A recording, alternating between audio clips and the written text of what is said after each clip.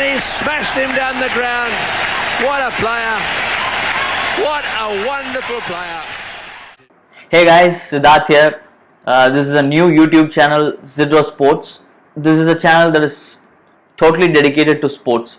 If you're somebody who's into sports or would like to know more about your favorite athlete, your favorite team, new format, new rules, daily match analysis, or anything that is related to sports, please do subscribe to our channel, because we are going to be giving you regular content on cricket, football, tennis and many other sports. And to start off with, today's video is going to be about the newest format in cricket, which is the 100. Yeah, the 100 ball format that is underway in England, which has been getting quite a few mixed reviews. So we're going to give you a detailed view on how the 100 came about and how it is going and what are the reactions people are giving it.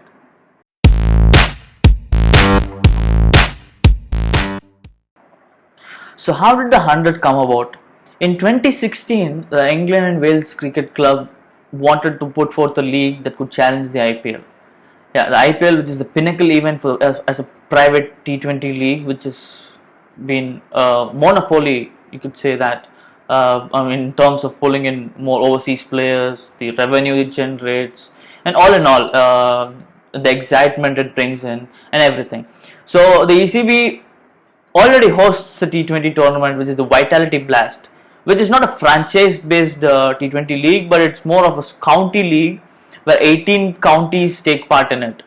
The league usually has very minimum amount of overseas players. It has a lot of retired English cricketers and many upcoming test-playing England county players.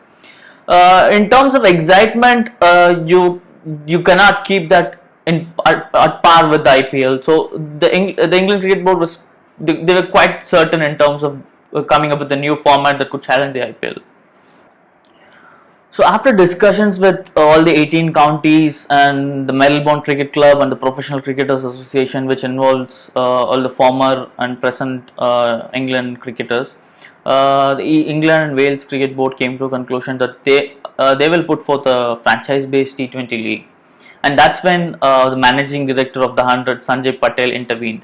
He proposed a new format in front of them. He wanted them to discuss about a new format which is going to be a lot different from the T20.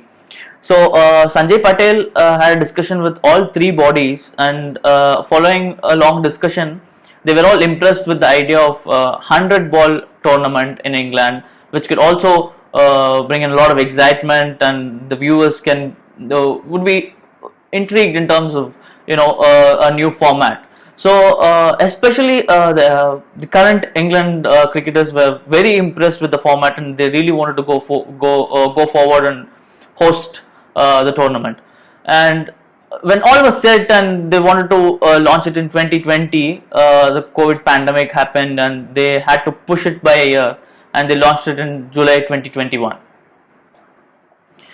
So how different is the 100 ball format from the other formats that exist already?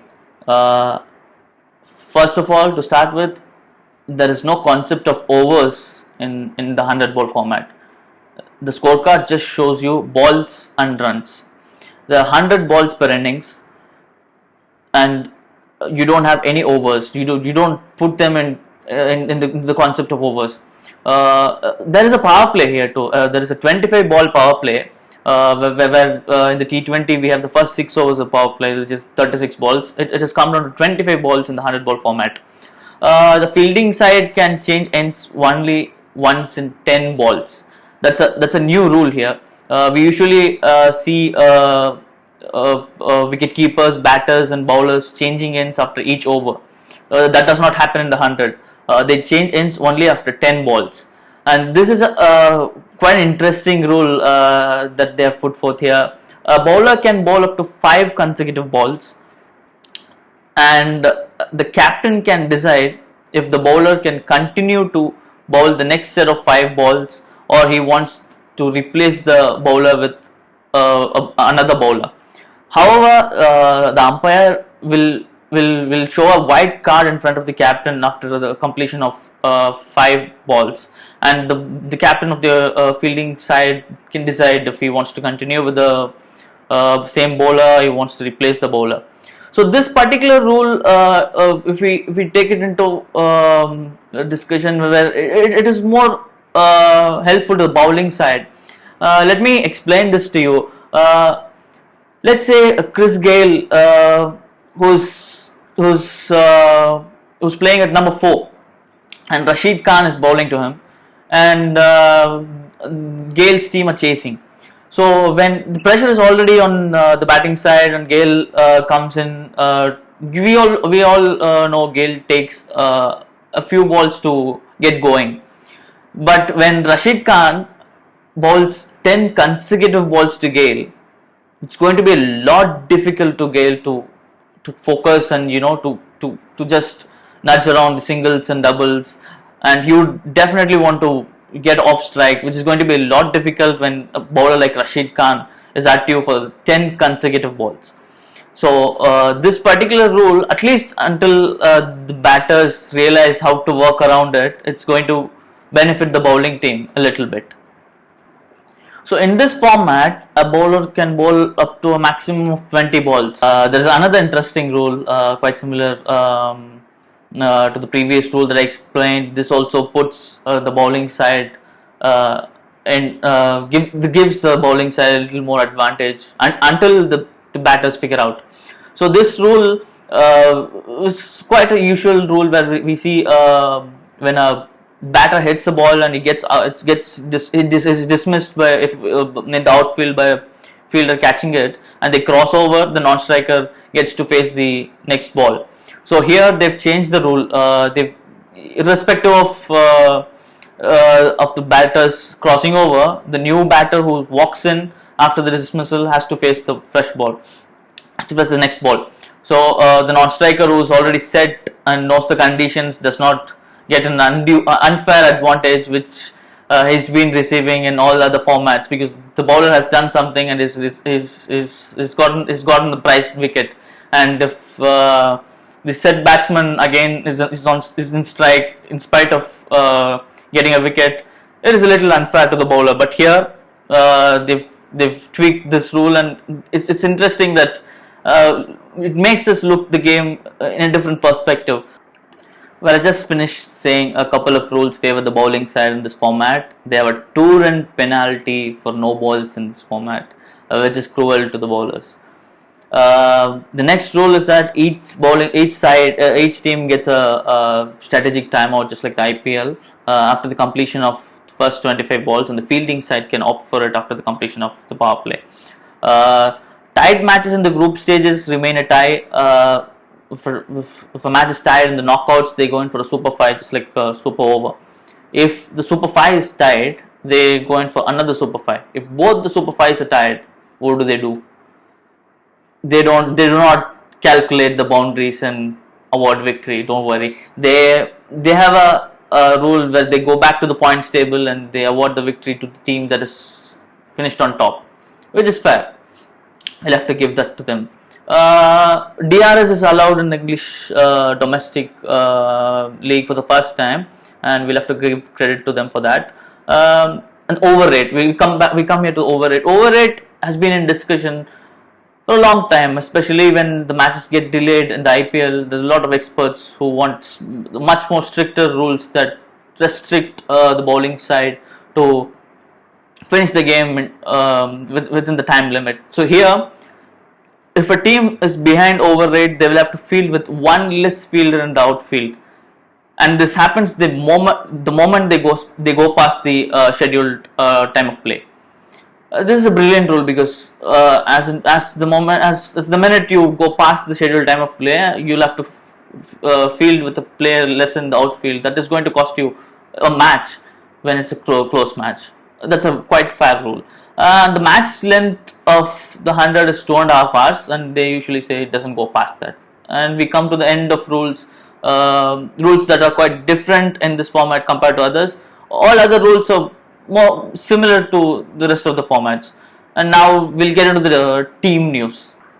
Remember, the 100 is for both men and women. So there are 8 city-based teams that will be competing for men's and women's title respectively, and during July and August of every year.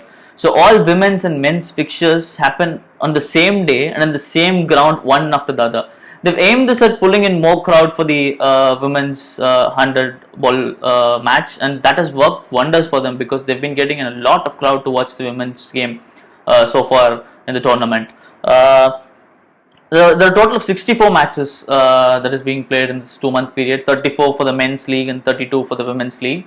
They play 4 home games and 4 away games. Just as I said, there are 8 teams. They play 1 game against each side, that makes it 7, and they play 1 additional game against their nearest regional rivals. That makes it 8. Let me put this into perspective. Let's say Chennai Super Kings plays 1 match against all other teams, and they play 1 additional match against Royal Challengers Bangalore because they're their nearest regional rivals. So how are the top 3 picked? How do they organize the knockouts here? So the top place team directly enters the final, and the second and third place team fight off in a semi-final, and the winner gets into the final. So it's quite simple. They give an advantage to the top place team, which is fair, and the second and third place team have a semi-final. That's also fair. Each squad has a total of 15 players, and they have 3 overseas players that can play in the 11, and 1 England test playing player plays in every team. The few of the important overseas players are Quinton de Kock, Colin de Grandhomme, Devon Conway, Rashid Khan, James Neesham, Jimmy Neesham, Mohammad Amir, and many more. So, how many Indian cricketers are part of this tournament? There are 5 women cricketers who are playing the 100. Jemima Rodriguez, number 1, and she's been lighting up the tournament like nobody else. She scored a 92 of 43 balls and 61 of 40 balls, and she's been the go-to batter for the Northern Superchargers. The side has been doing really well, and she's in the form of a lifetime, and she's so pleasing to watch in the eye. And a lot of people, Kevin Peterson tweeted out to us saying she is his favorite batter, and that's quite a compliment coming from a legend like KP. And other women cricketers are Smriti Mandhana, Harmanpreet Kaur, Deepti Sharma, and Shefali Verma. So let's also look at the reactions coming in for this tournament. There are few people who are happy with the tournament. They say it brings in a new excitement, just like any new format does. There are a few others who say this is just complicated the more further for the newcomers. Experts, let's talk about experts like Sunil Gavaskar, the Indian former legend, has called this tournament average. He says we see average cricket and basic coverage. Ian Chappell, former Australian legend, is of the view that if this format is come in for the sole purpose of getting cricket into Olympics, we already have T20 for that, and we did not need this format for the sole purpose of that. Ravichandran Ashwin, who has been quite vocal about a lot of issues these days, is back to format. He says he watched the first match of the tournament, and he was taken aback by the performances of women's cricketers. He says women's cricketers flourish in this format, and it is true. With the report says that, the record says that. So he says we'll have to give any format its due time for it to prove itself before coming to any judgment, and we also share the same view because we need to give a format 1 or 2 seasons for it to prove itself to the viewers. Otherwise, it's so unfair to judge or criticize the format without giving it time. So we've come to the end of this video. So we've summed up. I hope that we've summed up the format, the rules, and teams and players for you. If you have any other questions or you have your viewpoint about the format, please do comment and let us know. And if you enjoy this video, please like, share, and subscribe to our channel. We're going to give you constant sports content, and we hope you enjoy. Thank you.